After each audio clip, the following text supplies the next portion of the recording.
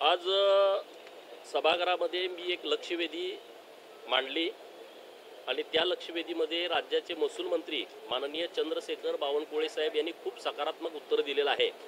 माननीय चंद्रशेखर बावनकुळे साहेबांचं आणि सरकारचं मी मनापासून विशेष अभिनंदन करतो।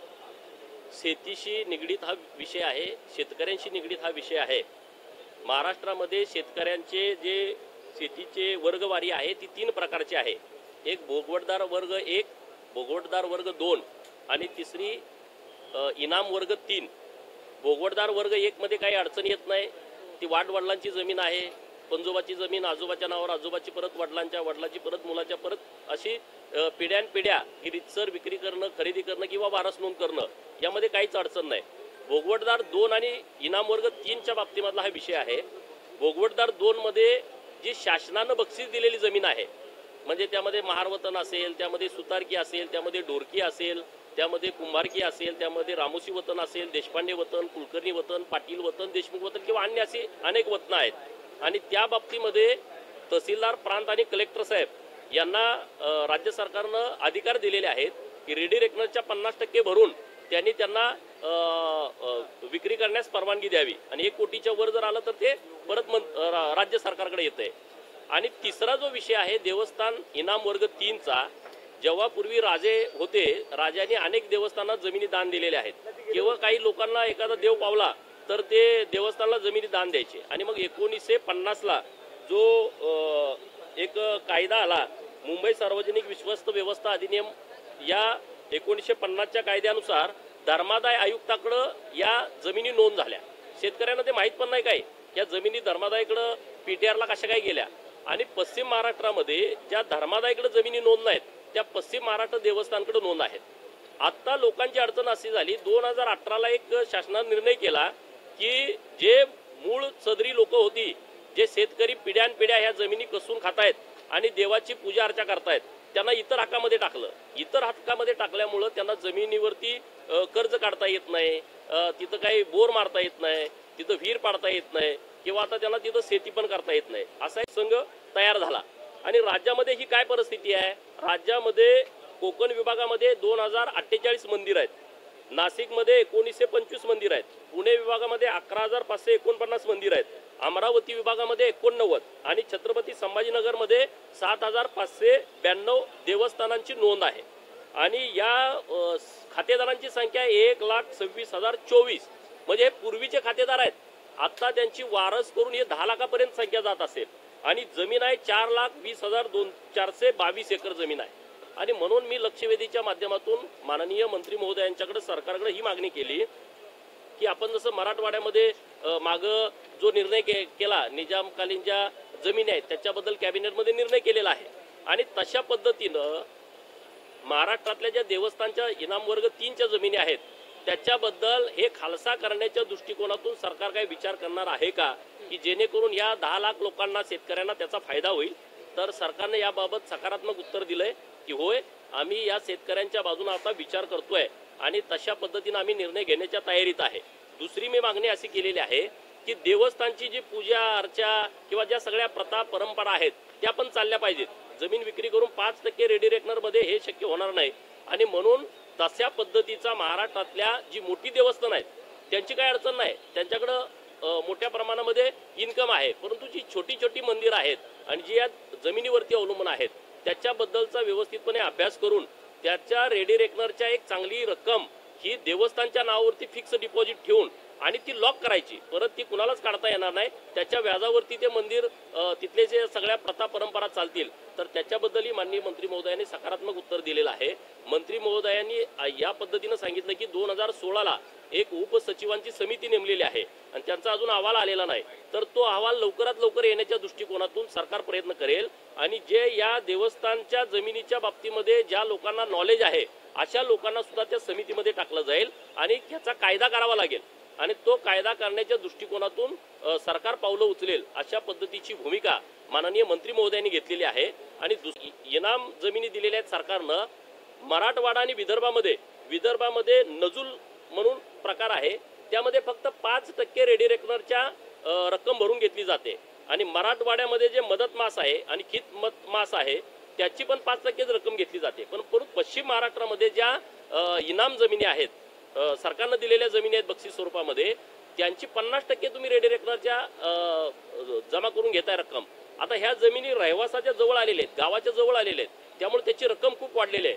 त्यामुळे 50% भरणं त्यांना शक्य होत नाही.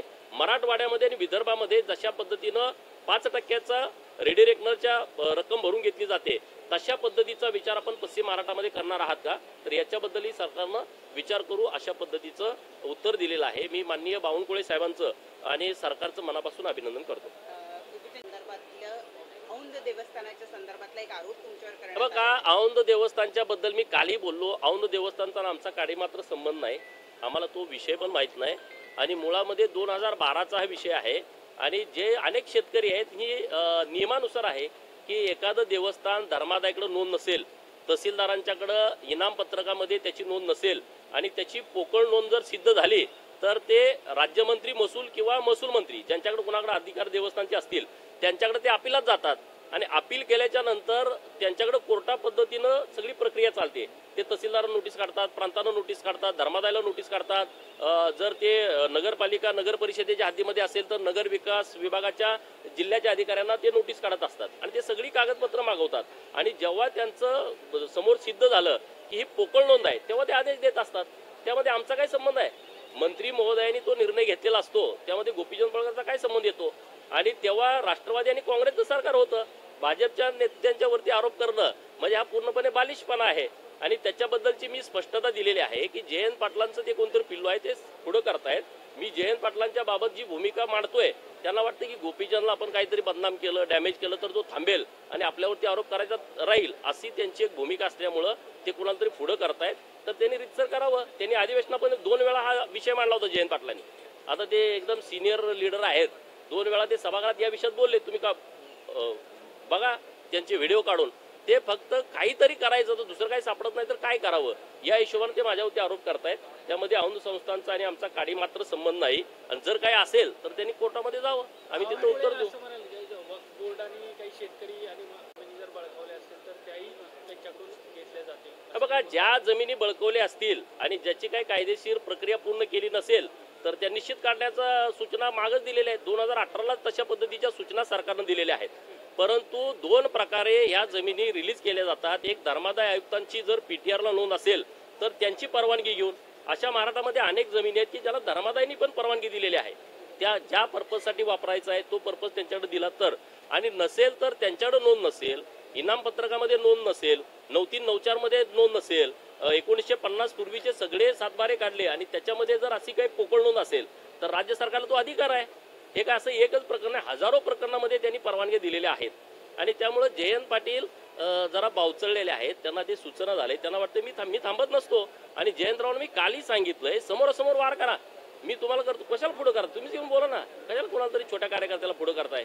तो कार्यकर्ता कुठला आहे मला माहीत पण नाही, त्याच्याविषयी मला माहिती पण नाही, तो कुठल्या गावचा आहे काय आहे.